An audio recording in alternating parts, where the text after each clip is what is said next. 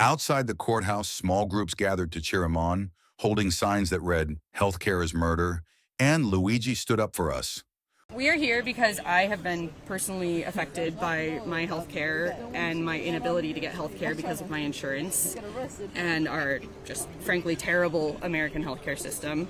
Universal health care now or free Luigi? And privatized health care is a crime against humanity.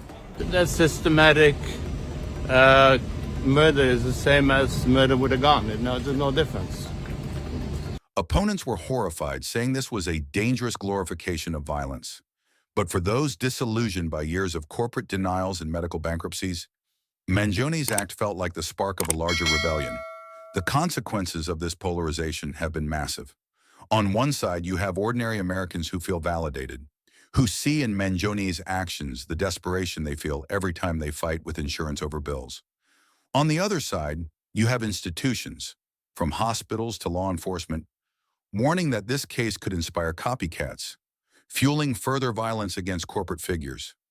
And caught in the middle is the justice system, tasked with deciding not just whether Mangione is guilty, but how to sentence someone whose case has taken on a symbolic life of its own. Educationally, this case is a study in how anger at systemic injustice can spiral into personal tragedy. It shows us the intersection between policy decisions made in boardrooms and the everyday lives of people who rely on those policies to survive.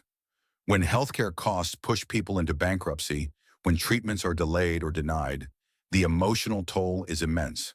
For some, like Mangione, that toll appears to have broken something fundamental. Understanding this chain of cause and effect is essential if society wants to prevent similar tragedies in the future. From a legal standpoint, the trial has become a proving ground for arguments about motive, responsibility, and punishment. Can systemic injustice ever serve as mitigation for a violent crime? Should the death penalty apply to someone acting out of desperation rather than malice?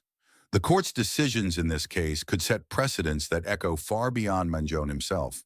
The breach here isn't only about one crime, it's about the collapse of trust between the public and the healthcare system. For decades, people have suspected that insurers profit more from denying care than from providing it.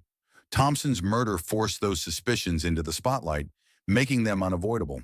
Subscribe and follow Red Tape Red Flag on all platforms. And don't forget to like, share, and comment.